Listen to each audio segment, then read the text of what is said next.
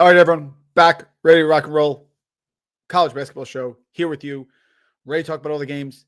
Today, folks, we have afternoon basketball, and we will have afternoon basketball every single day until Selection Sunday and then into the NCAA tournament. It is the first time that we have afternoon basketball, and it will not stop until we get into March Madness. That's why you're here. You know the drill. I'll go through some of the games here, some of my takes, some of my thoughts, and then I slide over to the Discord. Why do we go to Discord? Because it's our subscribers. I appreciate all of you, but it is go time. We've watched all the games. We've loved college basketball. We've watched the teams, the coaches, and the key for our success here at FTN is our models and our projections and what we have done historically. So what you're going to do is Frank Brank and all the great people here at FTN Fantasy are running the models. We have projections for the Final Four, projections for the Elite Eight. We have conference tournament season is upon us. And for the Power Six conferences, you're going to look for those advantages. And the advantages come from taking what we see and then combining the model and the iterations and the 10,000 simulations that we have at FTN. So make sure to join us as well there. Promo codes on the bottom. March 20, get you 20% off. We're ready to rock and roll. Here we go. Great to see the people. Tommy B, Horizon League. Can't wait. Horizon League is ready to roll. So excited about that. Yeah, I know, Scott. That was brutal. We had it. I mean, sometimes you get the right situation, you project it right, and it doesn't work out. That one hurt, man, but it happens. It goes both ways. Austin, great to see you a little bit. Yeah, for sure. I'll get into that one.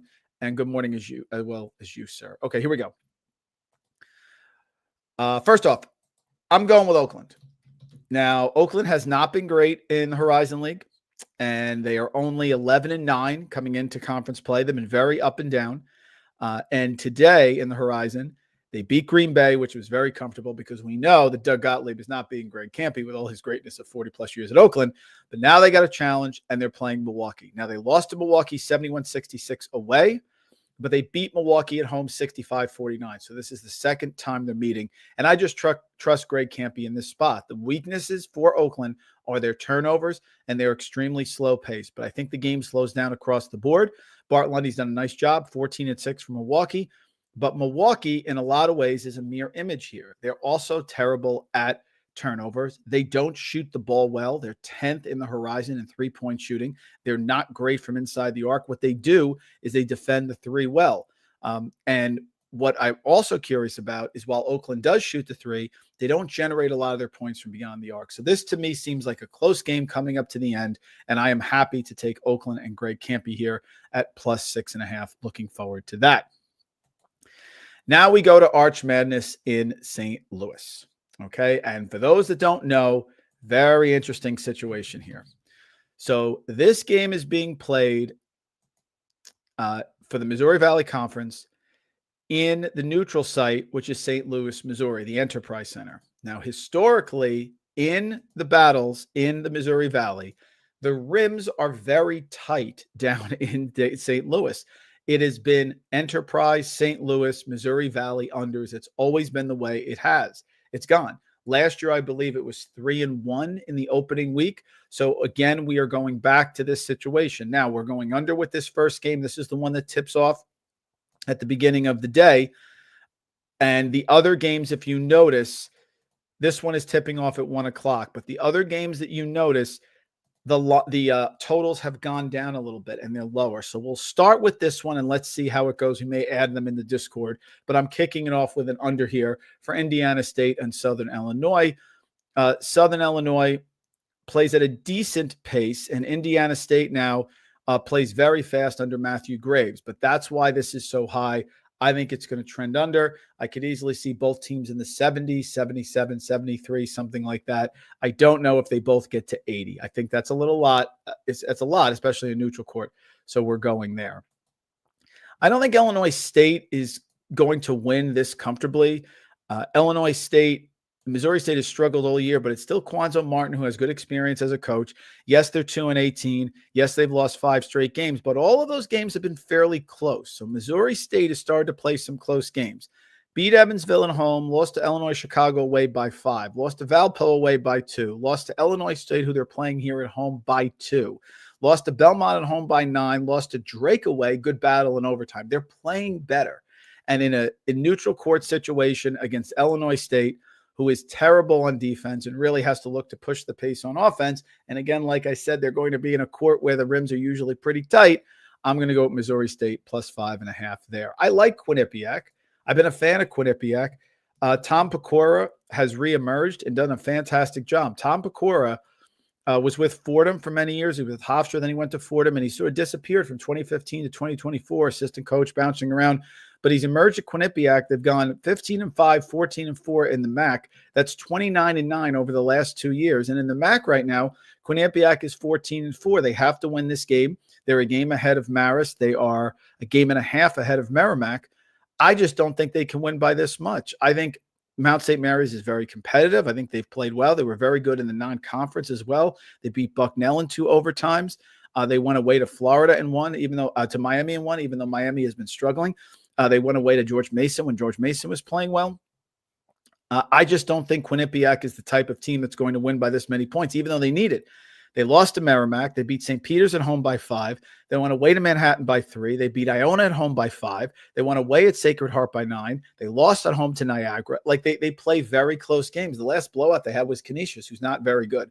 So I'm going with Mount St. Mary's taking the 8 there. I don't like Sacred Heart. I could have take lock on this one, so be careful. I just don't think Sacred Heart is very good. They do the mass substitution. I don't like Anthony Latina. I think he's disappointed greatly.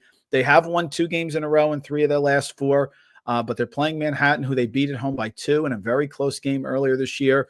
Manhattan under John Gallagher playing much better, beat Canisius, beat Niagara, who they're supposed to beat, and had some tough games away and played well.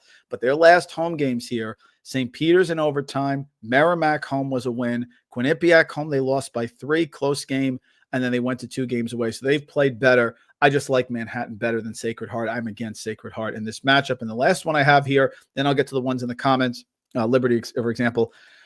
I think Robert Morris is good. I usually like teams like Wright State that have won the prior game. Maybe you want to look at them in the first half. It did kind of burn me with Southern Miss yesterday. It was the only one I got wrong.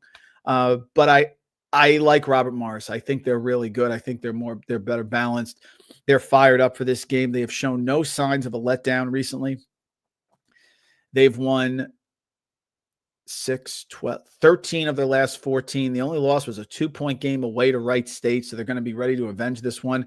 These games have always been close. I just think Robert Morris is the superior team, and while Wright State has played better, they're still poor on defense. They're terrible at defending the 3. They don't make their free throws, and they don't force any turnovers. So I think the Robert Morris defense will disrupt them.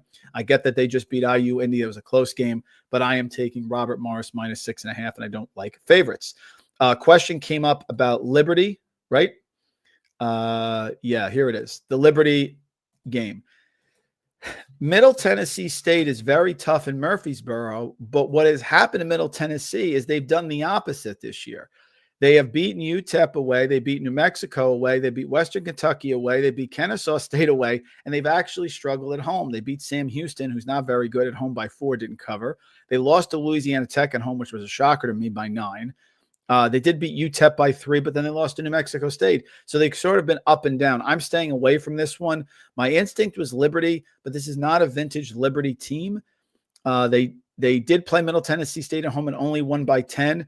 So it's hard for me to recommend Liberty against a team that historically plays well at night in Murfreesboro, Tennessee.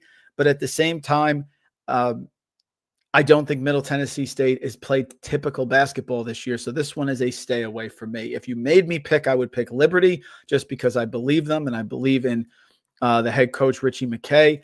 But it's a very tough call. Very tough call for this one. Austin, yep. Appreciate it, John. Yeah, this is March. I'm looking forward to it. You got to get in here. Yeah, John Kelly, you got to get into the Discord, guys, so we can talk about it. I know they hang around, Scott. I don't care. I just don't like them. They do. Leg Show is back. Yes, Enterprise is the known under. You got it. Thoughts on Tulane ECU? I've not been a fan of ECU this year. They're 17-12, and Schwartz does a nice job, but they are one of the worst teams in the country at defending the 3. And Tulane can shoot the 3 well. They haven't shot it well this year. In conference, they've just been okay. I kind of lean Tulane here. I'm not a fan of East Carolina, but East Carolina at home is usually taking care of business. UAB, UTSA in overtime. Charlotte, they beat but didn't cover there in that game. this is kind of a stay away from me. If I leaned, remember, when in doubt, you're going to take the points here. That's what I'm going to do. Any thoughts on?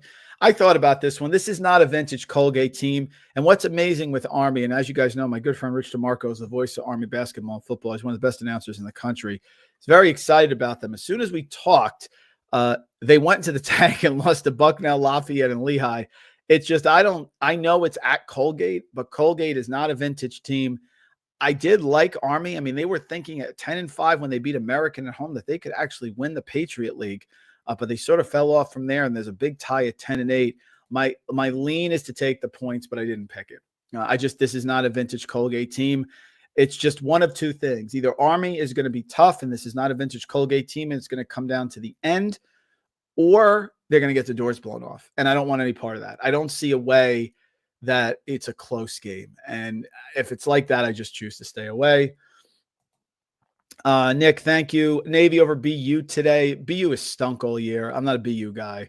I've only picked them in certain spots. They're home today against Navy.